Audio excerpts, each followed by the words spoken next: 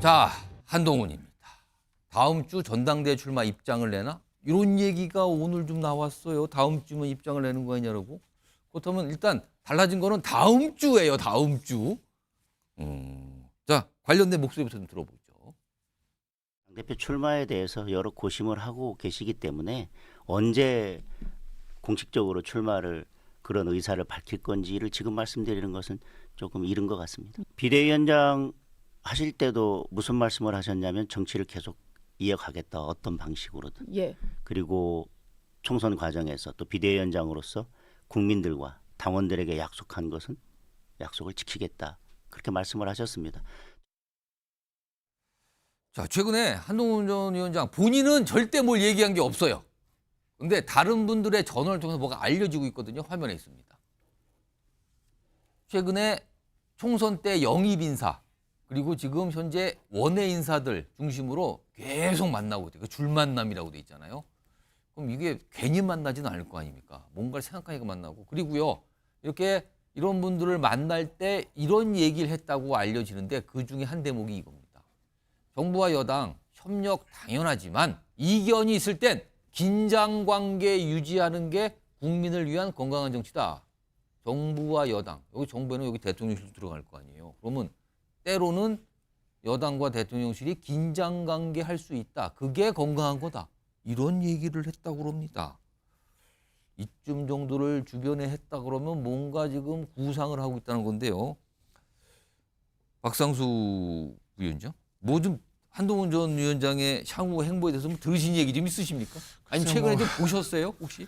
저는 이제 만나 뵌 거는 5월 중순 때. 5월 중순입니까? 네, 5월 중순 그래도 때. 최근이네요. 예, 점심을 한번 같이 했었고 그랬는데 이제 저 메시지는 어느 분이, 저는 저 메시지는 들은지는 또 않았었는데. 다른 분이 하신 것 같아요, 네, 저거는. 그러니까 다른 분이 하신 것 같은데. 그 근데 5월 중순 때는 어떤 얘기를 들으셨어요?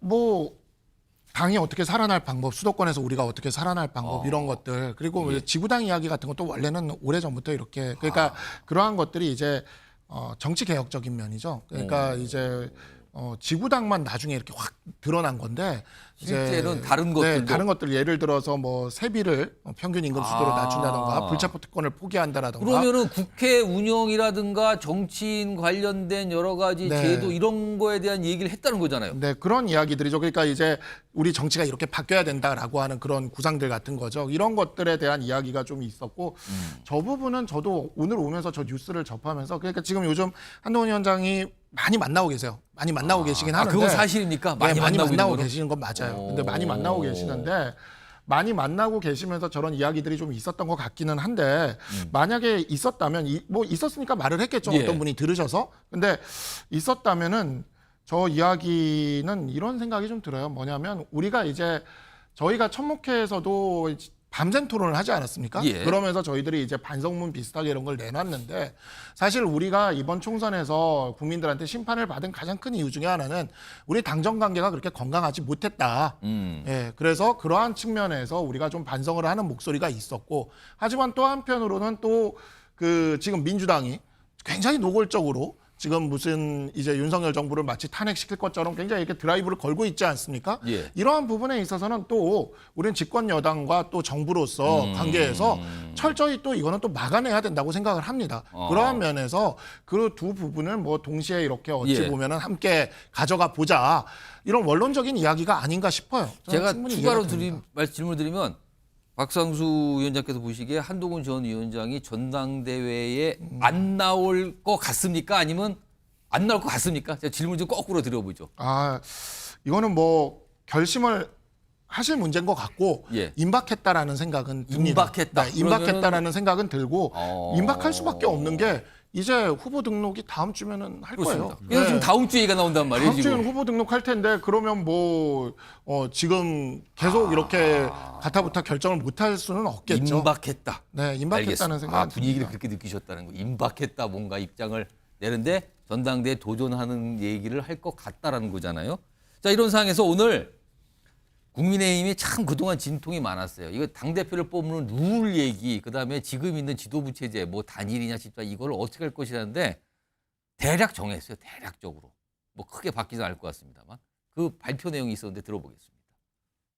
당대표 등의 선출과 관련하여 민심 반영 여론조사 결과를 놓고 많은 논의가 있었습니다. 비대위원회에는 8대 2안 그리고 7대 3안 이 두 가지를 각각 반영한 당헌 당규 개정 초안을 비대위로 넘기기로 그 결과에 따라서 지도체제에 대해서는 개정안을 내지 않기로 의결했습니다.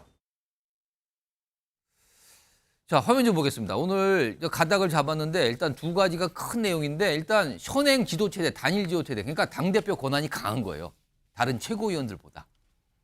그러니까 당대표 되시는 분이 굉장히 큰 권한 행사를 지금처럼 할 수 있는 거고요. 그리고 뽑는 방식은 지금은 당원들만 참여해요, 뽑는데. 근데 국민 여론조사를 반영하는데 당시 비율만 나왔어요. 여론조사를 30% 섞을 거냐, 20% 섞을 거냐. 요거예요.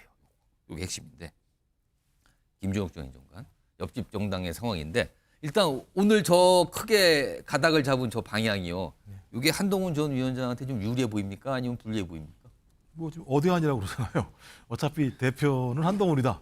나오면 민심이든 아니면 당심이든 마찬가지로 상관없다 저런 이렇게 거에. 얘기를 하는 상황인데요. 어. 저는 이제 다행인 건 국민의힘이 좀 그래도 그나마 좀 상식적인 판단했다고 생각하는 거예요.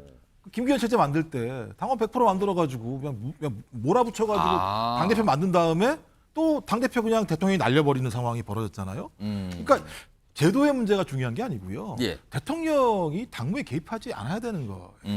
대통령실이 개입하기 때문에 이런 일이 계속 발생하는 거거든요. 그러니까 근본적인 해결책을 못 만들었고 예. 그나마 20%든 30%든 민심을 예. 반영한다고 하는 측면에서는 적어도 당심으로 모든 것을 제어할 수 없다라는 측면들은 분명히 있는 거죠. 예. 근데 제가 알기로는 용산 분위기는 좋지 않다는 얘기를 제가 많이 들었어요. 그러니까 한동훈 전 비대위원장에 대해서 별로 조치가 우호적이지가 않아요. 그렇다면 남아있는 70%든 80%든 예. 당원들의 당심일 텐데 예. 이 당심에 대해서 소위 윤석열 대통령이 인정하지 않는 당대표를 뽑았을 때 그 당이 제대로 된 길을 갈 수 있을 것인가. 지금까지 2년의 과정을 보면 윤석열 대통령의 뜻을 따르지 않는 예. 당대표는 그 자리에 두지 않았단 말이에요. 그러니까 이 문제를 해결할 수 있는 능력이 국민의힘에 없다고 하면 예. 전 이번에 된 당대표도 마찬가지일 거라는 생각이 드는 거죠. 전 그래서 제도의 문제보다 더 중요한 부분들은 국민의힘이 용산과 다르게 별도로 자기의 자율성을 갖지 않는다면 저는 계속 반복적으로 이런 문제들은 발생할 수밖에 없다.